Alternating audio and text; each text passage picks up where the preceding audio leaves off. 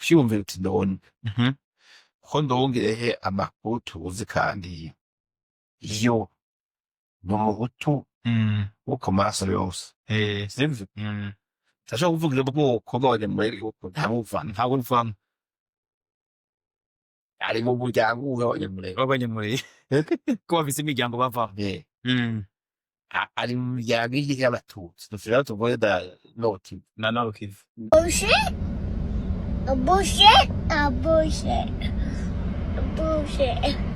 Mwaramutse, iyi video ndayikoze kimwe mu giswahili bita kwa ghafla, sinanayiteguye kubera musanzwe ariko aravuga ku bintu bijanye n'u Rwanda na Congo, ni ibintu nakunze kuvuga ko cyane, ariko ukuntu ndi sensible ku bintu nuvuga vy'amacakubiri vyo gushira umuntu hasi ukurikije ukwari, ukurikije ubwoko bwiwe.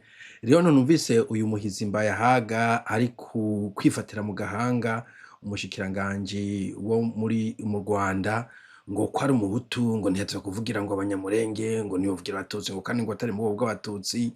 Numva ko iki kintu c'amacakubiri catwishe mu Burundi, ko ntogira ntakivuze ko antuka ni ibintu bibabaje cyane, ariko reka mumumvirize kumbure ntimugire ngo ndirabusema. Jewe iyi mvugo yacu antuka mbona ko dukwiye kuyirandurana n'imizi, c'est trop ridicule. je nibaza yuko hageze yuko babona ko responsabilité z'ivyabaye abantu bagiye kuvyishura kuko responsabilité ni personnelle Abantu babikoze bagiye kuvyishura bagiye kuvyishura. sinzi kurumiza amadiscours rwose ya perezida Kagame Mm. atangiye kuvyikura Yumviritse. sinzi discours yavugiye muri ca kintu kiyobowe Umutambukanyi rero unity bavuga unity. bano bagenda kuvyakora Mm. Kagame yaratse mupfiri yavuze mupfiri ico dukora vyo yavutse ibindi Mhm. avuga ati ku vyakobo rero Mm. murabizi ko ari ndongere hava bibabwira niba bikurikirane wabizi Sinzi ko hari ico nakongeza. ati rero jewe ndavuga ibindi azoguma bibabwira ni wenyene mwini mvugo nihagira nuko babaza vyononekaye hariya Zabaze nduhungura. Iyi sadisme yo gutwenga ariko uravuga ibintu vya genocide, ariko kuvuga ibintu vy'intambara, ariko kuvuga abantu bicwa, ariko kuvuga abantu bazoja kurengutswa irahe, ukumva ko ari comedy interesting, uwo ni bazoja kugwira he.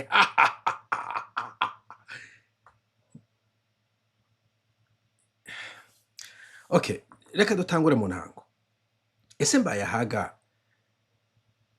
ko mbona aseruka mu bintu vyose mu kanya ariko yifatira mu gahanga aba societe civile, uhereye kuri Faustin Ndikumana amugabisha ko azopfa nk'isazi, ashinzwe kugira ngo afate abantu mu Burundi abifatire mu gahanga. Abantu je novuga ko bafise autorité yabo, autorité civile, umuntu arongoye societe civile, akazi ashinzwe na gukebura leta, para kwikura kwinegura kuvuga ivyabona bitari kubigenda neza, donc afise akazi kiwe kari determiné. Uja kumwataka nkande wewe nawe ufise akandi kazi ushinzwe, natangwe kumwita ngo ni apostle of doom, kumbura afise eglise, nta muntu aza kukwinjiramo ngene usengesha, ntabya kukwinjira muri onatura ingene twawe, kubera ko winjira mu kazi k'abandi bantu ingene bariko baragakora. Ninde yagutumye? Ufise ubushobozi bwuhe? Wabukuye he? Iyo autorité uyivanahe? Bo ushobora kuvuga uti umusesanguzi, ya style iyo usesangura ntusesangura wataka abantu tuzazimite, et surtout sinzi naho ufise iyo capacité intellectuelle et technique n'ibindi vyo gukritika ibintu vyose biriko biba aux alentours, ugashiramo géopolitique, ugashiramo relations extérieures. Sinzi ko ufise iyo qualification, kuko nka Olivier Nduhungireho nibaza ko ari umuntu w'umu expert mu bintu vya relations extérieures, nta kuntu woja kumuha ama leçon. Come on Mbayahaga, come on. Et puis niba uri kuvuga ngo perezida Kagame yashiwe, je revyo ntavyo nzi ivyo bintu uvuga ngo vy'umugore wiwe, kubera ko cyarama abagore kinca barundi teka kuja kuba bassesse vraiment. Abantu b'abadame, abantu b'abavyeyi, reka kubashira mu bintu mutagomba kubashiramwo, focusinga kuri ico kintu muri ko muraganira ko, hanyuma umuntu muzi ko atari involved reka kumukururiramwo. Iyo ni bassesse tutagomba guzana mu biganiro vya politiki. Okay, mbona avuga ko ivyo bintu ntavyo nzi mugabo kumva ko un président abwiye ministre des relations extérieures umushikiranganji of foreign affairs ati ico kibazo ni ciwiwe ivyo nivyo bitwa gutwara you delegate ibintu vyo kuba kuri radio ubutare ibigori ibiharagi ikawa indagara nta ministre ufise abaminisitiri nico bashinzwe iyo hageze ibintu vyo muri Amerika na Amerika hageze ama negotiation muri Middle East uvuga ngo Marco Rubio yagiye nabwo Trump yama mu ndege ariko arazunguruka Marco Rubio ni waba yatonze ejo bundi uyu mugabo Maxime Prévost ministre des relations extérieures mu Bubiligi aruka muri region ntabwo haje sinzi ko wafise premier ministre cyangwa wafise umwami ntabwo ariwe yama mu ndege azunguruka mu vyo mu relations extérieures batuma Mr Maxime Prévost umenga aruka kwanza mu Rwanda niba ntibeshe okay hagiye habaye ibindi bintu bikunze kuba mu materitware française d'outre-mer hakaba ibintu by'ibibazo byinshi kenshi na kenshi agenda cyane akavuga c'est pas Jean-Noël Barrot ntabwo Mr Mbayahaga kumva ko wowe uzi ico uministre wo mu Rwanda de la société yatuza gukora uri umusitwaye asanzwe mu Burundi it's just I don't understand aba bagabo ukuntu binjira mu bintu bitari no kubaraba Tuhungire yashobora kwisanga ashobora kwisanga umunsi umwe hajya mbere watadadarira ati ngwino dusigurire ati wobi uko nikimanyame bo ico nico kindi kintu we umva ko umuntu mudahuje umuntu mutumvikanye umuntu mutavuga rumwe you wish them bad wumva ngo ko nimba ndurungu yavuze ibintu ntashima niba kuzi ntashima ifo kwasanga abantaganda je ne sais pas iyo bari wayo mwipfurize ivyo yarasha abantu bangahe Jambo siko ndaganda yari umusirikare yarafise igisirikare mu gisirikare abantu bararasana birumvikana ko ashobora kuba yakoze ivyaha vy'intambara umuminisitiri des relations extérieures tuzi ivyo bintu ariko yahagirizwa byo mujanira nibiki iyo wishfu yo kwifuriza inabi abantu bayaga uyivana he uko kuntu yuko uvuga uti naka ko tudahuje ntabwo ivyo bitanezera irifo kwafa nk'izazi wavuze nk'umubu irifo ko agwa irahe aho gatima tare ku muntu w'umu apotre ukavana he I don't understand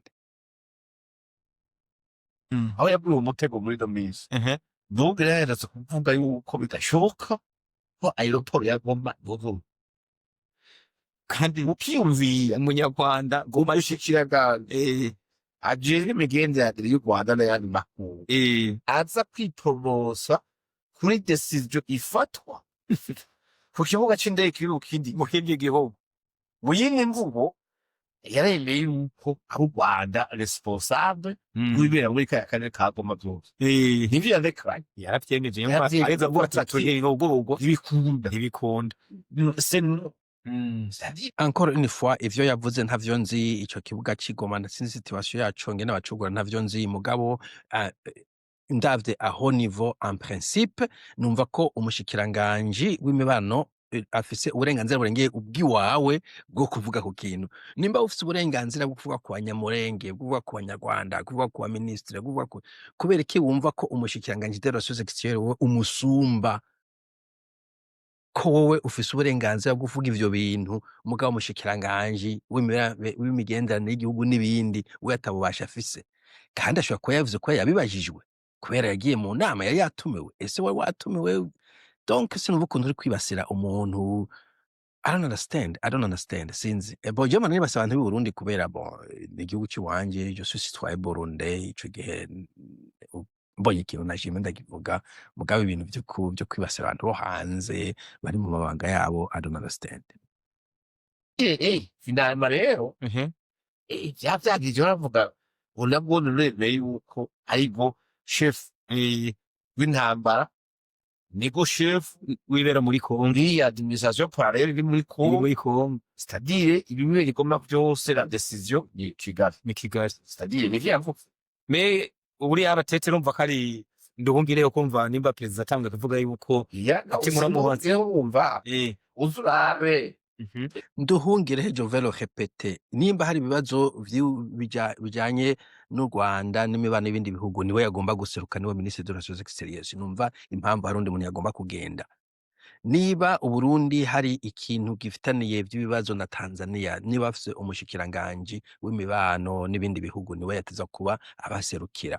Nababwiye iyo uri kumviriza kw'iradiyo uje kumva ba Marco Rubio, ba Maxime Prévost, na Jean Noel mu Faransa n'abandi kumbura aho muherereye aribo bariko bazunguruka bakuye ama transactions ajanye n'ibintu n'ibindi, nico bashinzwe en principe. Nushaka batume nde umujournaliste Mbayahaga mukuru wa Nature, come on.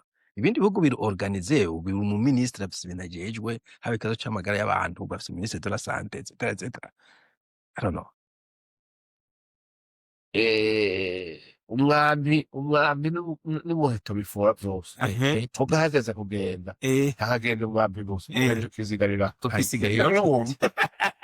muyindi ngubu nigenda ndakubona Genda ndakubona. ukaba hageze ku umwami ushatagara mu bacabwira ngo Mm. mu gito ntaco wabana Akibazo. zini mvugo rero Umwami ninde umuheto ninde apotre nabo bantu babiri. umwami ni ndumvye Kagame ejo ni Kagame ni bamure kubona batigeye ni leta yiwe. ni Mhm. hageze soza None uwo mugani umaze iki? Rero ndamaze kugeza igihe nanse cane ntanguye kwanka imigani y'abarundi kuko turayabuzinga.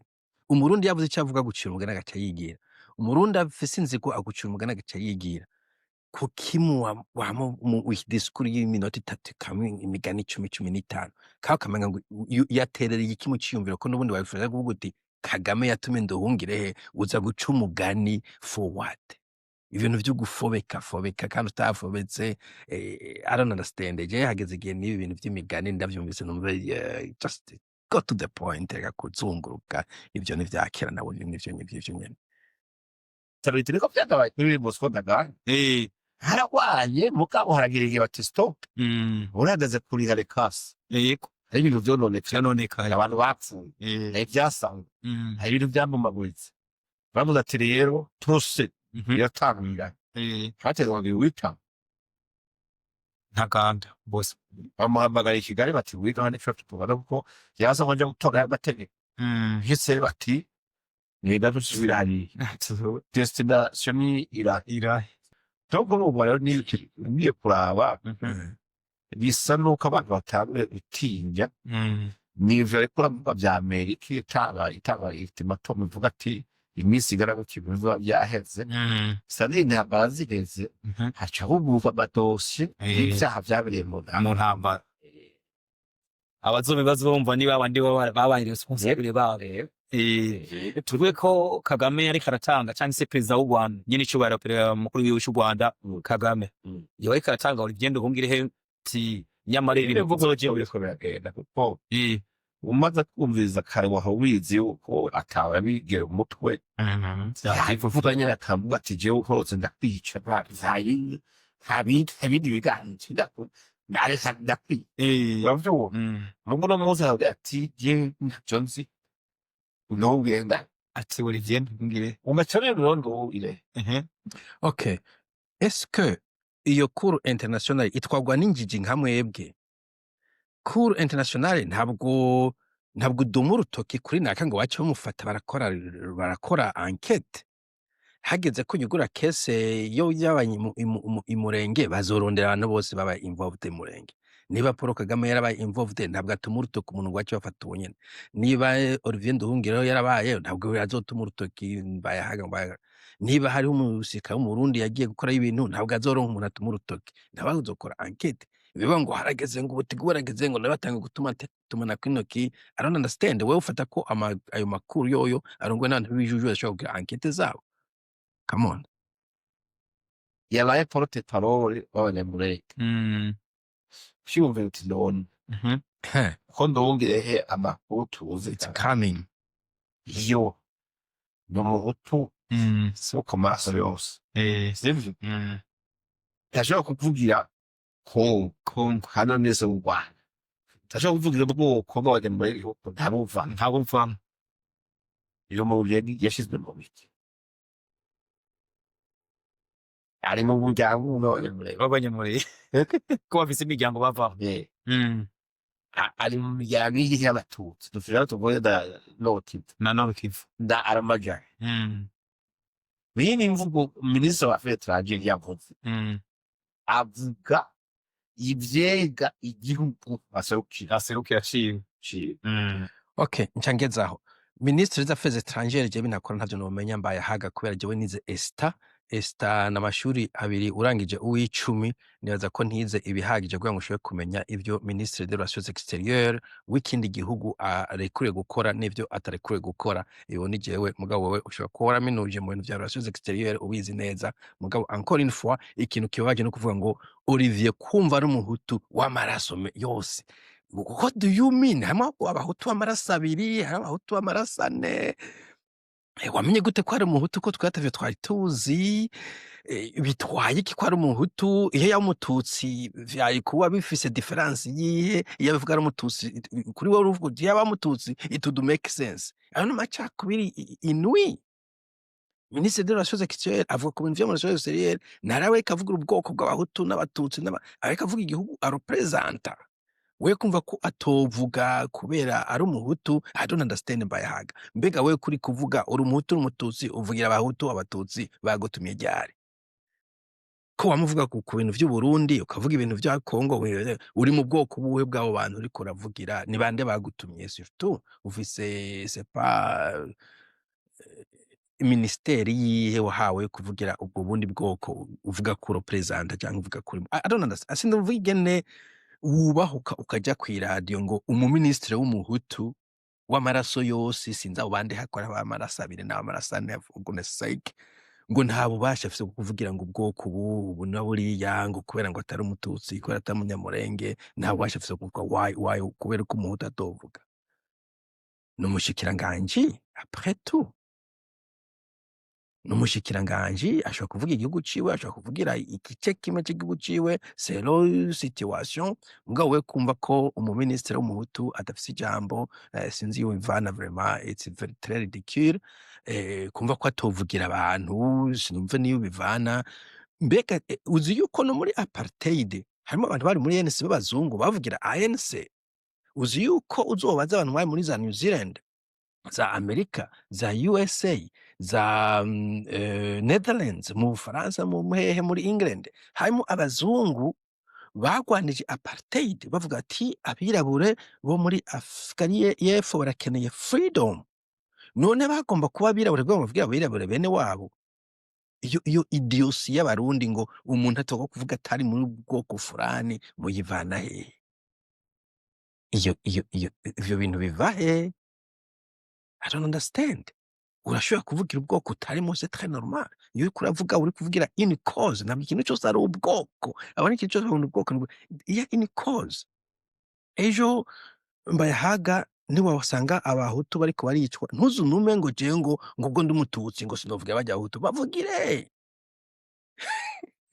Niwe sanga nibabona abatwa bariko baranyanyaswa ntuvuge ngo mbega je ngo mvugira ngo abatwa ngo nibwo bw'abatwa no bavugire bajya abatwa muri abarenganije I don't understand monsieur Mbahayaga I think je nibaza ko ukwiye gufata break kuri social media ukagenda muri eglise ukayitunganya neza hanyuma ukiga ingene uravuga neza kugira ngo antuka ego yo crowd bashima ibi aya ma conspiracy theories no kukumviriza muga niboneka neza sitego umuntu avuga ko ari apotre jewe navuye nita apostles of doom aho uteye ubwoba Faustin Ndikumana kandi Faustin Ndikumana ni yagira icaba amaraso ibaze gukwirigira mugira umunsi mwiza tuzosubira bye.